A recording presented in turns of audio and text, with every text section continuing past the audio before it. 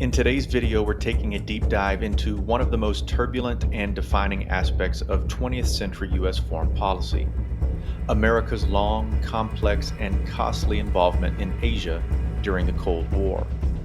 From CIA operations in the Middle East to full scale military intervention in Vietnam, this was a time when the fear of communism pushed the United States into one of the most controversial wars in history. We'll explore the political motivations, the military strategies, and the devastating consequences of a foreign policy built on the fear of falling dominoes. Let's get started.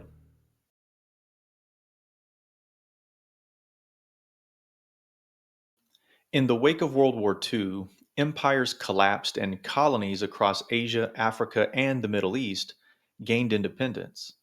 But these new nations quickly became pawns in the larger Cold War game between the United States and the Soviet Union. The United States, determined to contain communism, often used covert operations to interfere in governments that appeared pro communist. A stark example came in 1954, when the CIA helped overthrow Iranian Prime Minister Mohammad Mossadegh and reinstated the Shah of Iran to the throne, demonstrating how far the U.S. would go to protect its interests. Nowhere did these Cold War tensions feel more dangerous than in Asia.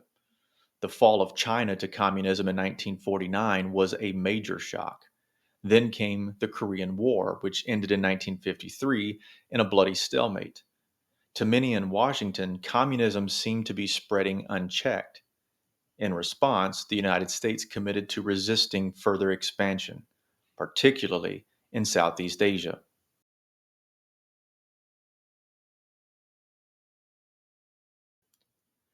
President Dwight D. Eisenhower introduced a powerful idea to justify further intervention in Asia: the Domino Theory.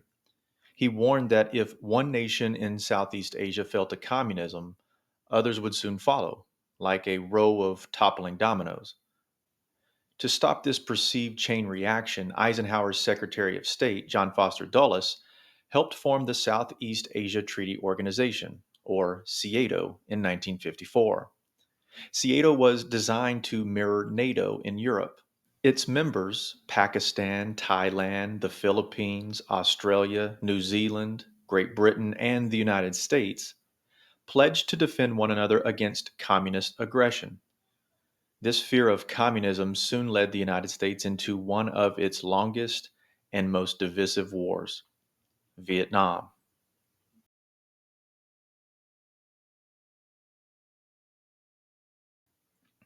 Vietnam had long been under French colonial control, but after World War II, things began to change.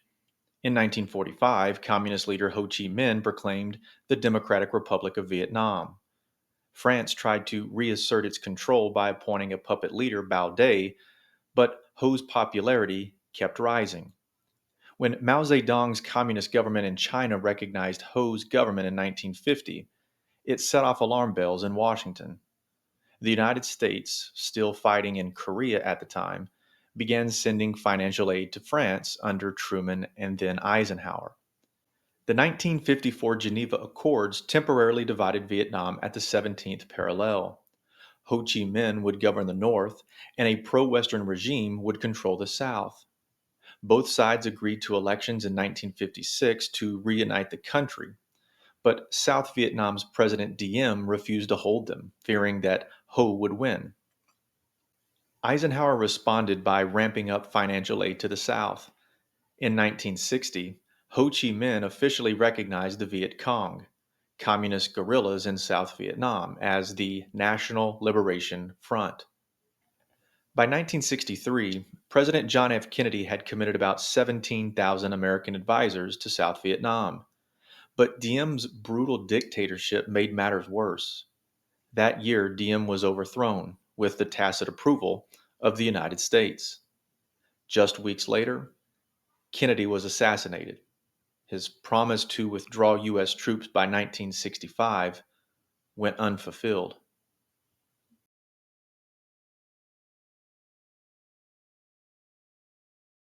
Under President Lyndon B. Johnson, U.S. involvement in Vietnam shifted from advisory to full scale war. On August 4th, 1964, Johnson claimed that American destroyers had been attacked in the Gulf of Tonkin. In truth, the incident may have involved South Vietnamese boats entering North Vietnamese waters. Still, Johnson used the incident to request congressional approval in order to retaliate. The Gulf of Tonkin resolution passed with near unanimous support. Though it wasn't a declaration of war, it granted the president sweeping powers to use military force. Soon, U.S. planes were bombing North Vietnam. But this was no traditional war. American troops faced a guerrilla conflict in dense jungles with no clear front lines.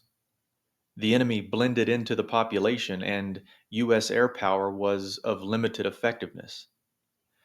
The United States dropped more bombs on Vietnam than it had during World War II, yet victory remained elusive.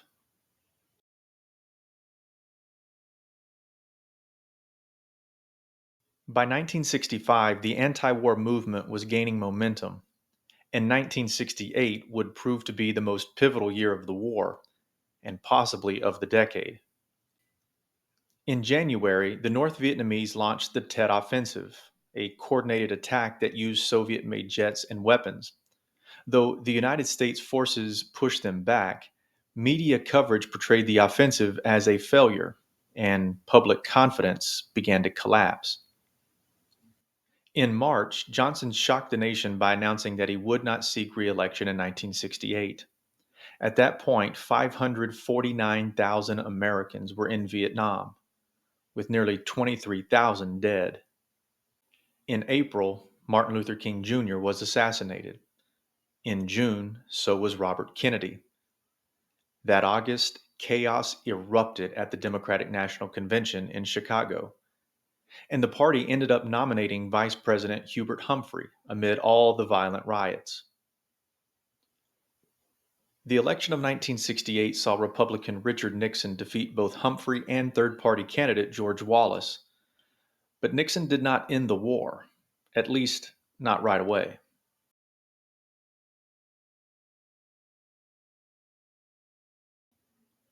President Nixon expanded the war before winding it down. He launched attacks on communist supply lines in Laos and Cambodia, escalating U.S. involvement and sparking outrage. He introduced Vietnamization, encouraging South Vietnamese troops to take over the fighting.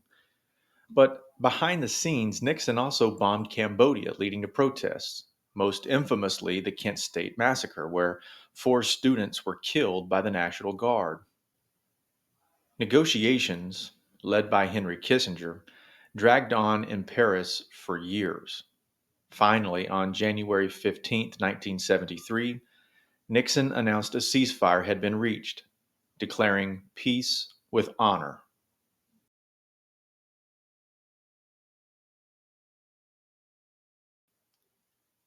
Despite U.S. efforts, South Vietnam could not hold on.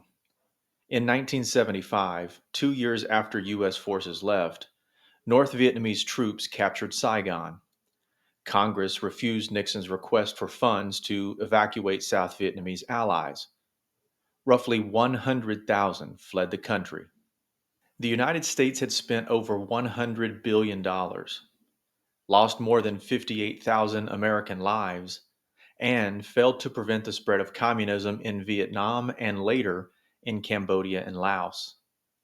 To prevent another Vietnam style escalation, Congress passed the War Powers Act in 1973. It limited presidential military authority by requiring notification to Congress within 48 hours of troop deployment and mandated withdrawal after 60 days without approval. The Vietnam War was a turning point, not just in foreign policy, but in the way Americans viewed their government, the presidency, and military power. It tested the limit of U.S. strength and ideals and left a legacy of skepticism, reform, and profound loss. That's all the time we have for today. Thanks for joining me. We'll see you next time.